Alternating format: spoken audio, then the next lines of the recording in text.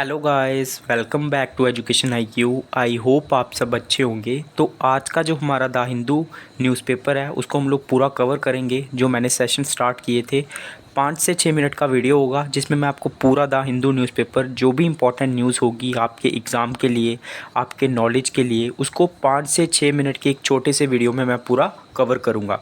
तो स्टार्टिंग से लेकर लास्ट तक पूरा वीडियो देखना। वीडियो कैसा लगा मुझे कमेंट बॉक्स में बताना। चैनल को लाइक करना, सब्सक्राइब करना। तो मेरा नाम है अभिलाष। स्टार्ट करते हैं आज का द हिंदू न्यूज़पेपर। तो क्या लिखा हुआ है? Mobile internet back in Manipur. आपको पता है जब से जो है वहाँ पे क्राइसिस चल रहे हैं, वहाँ पे फाइट चल रही है मणिपुर में मिटीज़ और कुकी कम्युनिटी के बीच, ठीक है।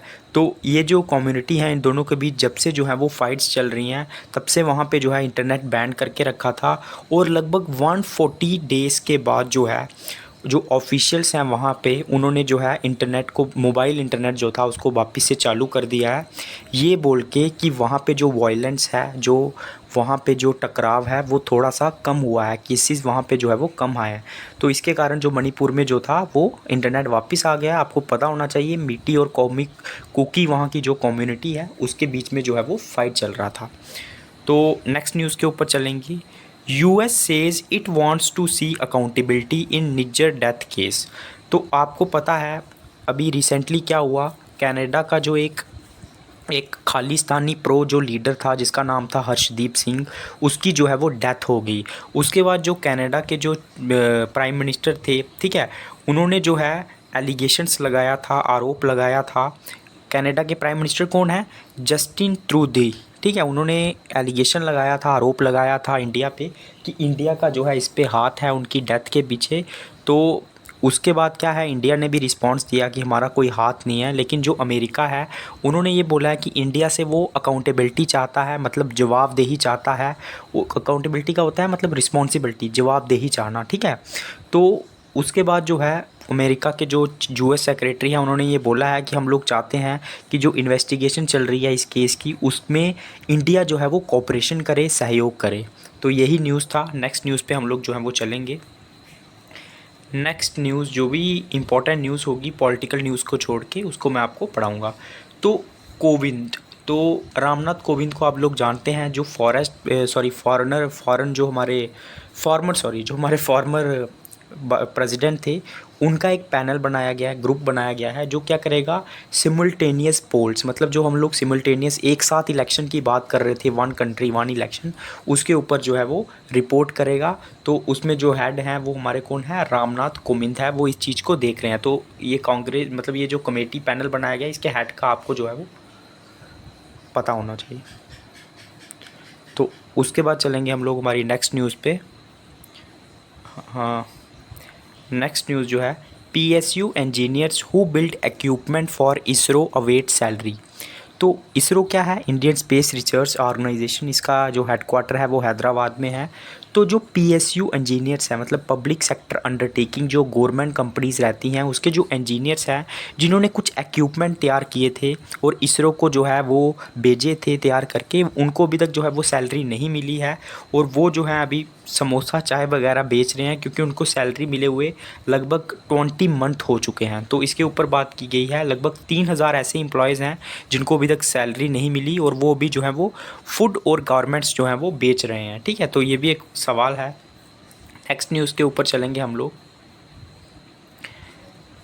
उसके बाद हाँ, outfit advocates male nurses in army to break gender barriers. तो किसके बारे में बात की गई है? जैसे फीमेल नर्सिस होती है ना, उसी तरीके से बात की गई है कि जो आर्मी है उसमें जो है वो मेल नर्सिस होने चाहिए, मतलब मेल मेंबर होने चाहिए। तो ये केस जो है वो चल रहा है, दिल्ली हाई कोर्ट में इसको रखा गया था। तो दिल्ली हाई कोर्ट ने बोला है कि जैसे मेल ऑफिसर्स को जो है, मतलब जो फीमेल ऑफिसर्स हैं उनको पूरा आर्मी के जो मेल ऑफिसर्स हैं उनके बराबर का जो दर्जा मिला था, तो उसी तरह से जो है वो फीमेल नर्सिस की जगह मेल नर्सिस भी जो है होनी चाहिए अगर हमें जेंडर इक्वालिटी को प्रमोट करना है। तो इसमें और कुछ नहीं है, यही है ज़्यादा। नेक्स्ट न्यूज़ पे चलेंगे। No basis for delay in implementing women's quota bill Rahul Gandhi. Rahul Gandhi ने बोला है कि कोई भी जो है आधार नहीं है कि गवर्नमेंट जो है जो वुमेन रिजर्वेशन कोटा बिल है उसको डिले करे, ठीक है। राहुल गांधी ने इस चीज़ के ऊपर बात की। कांग्रेस के जो लीडर हैं उन्होंने कहा कि कोई भी जस्टिफिकेशन नहीं दे पाई है बीजेपी की, वो बिल को डिले क्यों कर रही है। ठीक है, मतलब बीजेपी ने ये बोला था कि अभी तक सेंसिस नहीं हुआ है, जो पॉपुलेशन देखी जाती है जिसमें कितने मेल हैं फीमेल हैं, जो 2011 में हुआ था, उसी कारण हम लोग जो है, और जो डेलिमिटेशन होता है बाउंड्रीज़ का पॉपुलेशन के आधार पे, तो वो नहीं हुआ है, इसीलिए हम लोग जो है वो वुमेन रिजर्वेशन बिल को इम्प्लीमेंट नहीं कर पाएंगे। लेकिन राहुल गांधी ने बोला है कि जो है ये बिल जो है वो अभी इम्प्लीमेंट होना चाहिए, जल्दी इम्प्लीमेंट होना चाहिए। यूनियन गवर्नमेंट जो है वो सिर्फ एक्सक्यूज़ ढूंढ रही है और वो जो है वो नहीं चाहती है कि कास्ट के ऊपर जो है वो सेंसिस हो। उसके बाद उन्होंने ये भी बोला है कि जो ओबीसी कैटेगरी है उसको भी साइडलाइन किया गया है इस बिल में, तो ओबीसी जो अदर बैकवर्ड क्लासेस हैं उनको भी जो है वो ज़्यादा से ज़्यादा सीट्स मिलनी चाहिए, तो यही इसमें लिखा हुआ है। उसके बाद union government out to dilute मनरेगा, केरल मिनिस्टर ने बोला है कि जो सेंट्रल गवर्नमेंट है वो मनरेगा को जो है वो डिल्यूट कर रही है, मतलब धीरे धीरे ख़त्म कर रही है, क्योंकि उन्होंने बोला है कि केरला को सिर्फ 6.5% जो है वो गवर्नमेंट ने फ़ंड प्रोवाइड किए हैं एमजी नरेगा स्कीम के लिए, जो कि बहुत ज़्यादा जो है वो कम है। इसके ऊपर उन्होंने बात की जो केरल के मिनिस्टर थे, और एमजी नरेगा के बारे में आपको मालूम होना चाहिए। ठीक है, 2005 में ये एक्ट पास हुआ था, 2006 में जो है वो ये स्कीम लागू हुई थी। इस स्कीम का यही मतलब है कि एटलीस्ट 100 डेज़ ऑफ एम्प्लॉयमेंट, रोज़गार दिया जाए रूरल एरियाज़ में जो लोग रहते हैं, गांव के एरियाज़ में जो लोग रहते हैं। तो इस स्कीम का यही जो था वो पर्पज़ था। तो इसके ऊपर ही केरल के जो मिनिस्टर हैं उन्होंने बोला है। नेक्स्ट न्यूज़ के ऊपर हम लोग चलेंगे। Gujarat to provide relief for farmers hits by floods. तो जो गुजरात है, जो भी वहाँ पे फ्लड्स आया था, अभी रिसेंटली क्या हुआ था, नर्मदा जो डैम है वहाँ पे जो है एक घटना हुई और वहाँ से जो है वो वाटर बहुत ज़्यादा रिलीज़ हुआ, जिसकी वजह से वहाँ पे जो है वो फ्लड आ गए नर्मदा के आसपास के जो इलाके थे गुजरात में।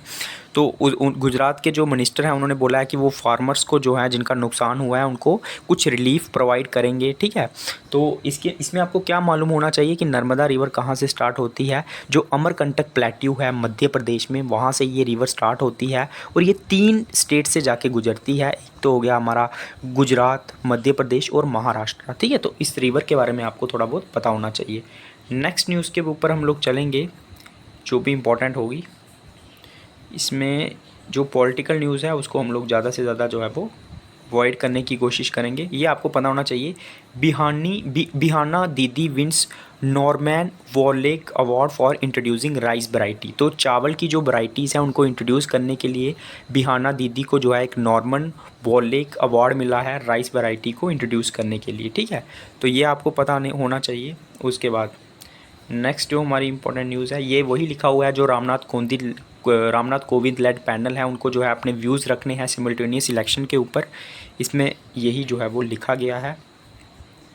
हाँ, government is trying to draft laws in Indian languages PM. Recently जो है लायर्स कॉन्फ्रेंस इनागोरेट की गई मिस्टर मोदी के द्वारा, और वहाँ पे उन्होंने बोला कि गवर्नमेंट जो है वो कोशिश कर रही है कि जो भी बिल पास होगा पार्लियामेंट से उसको हम लोग इंडियन लैंग्वेजेस में, मतलब उनको जो इंडियन लैंग्वेजेस हैं, कॉमन लैंग्वेज रहेगी उसके साथ जो इंडियन लैंग्वेजेस हैं उसमें हम लोग जो है उनको लाएं, ताकि ज़्यादा से ज़्यादा जो कॉमन लोग हैं वो भी इसको पढ़ सकें। ठीक है, तो इसमें और इम्पॉर्टेंट कुछ नहीं है, जो भी इम्पॉर्टेंट न्यूज़ थी मैंने आपको बता दी है।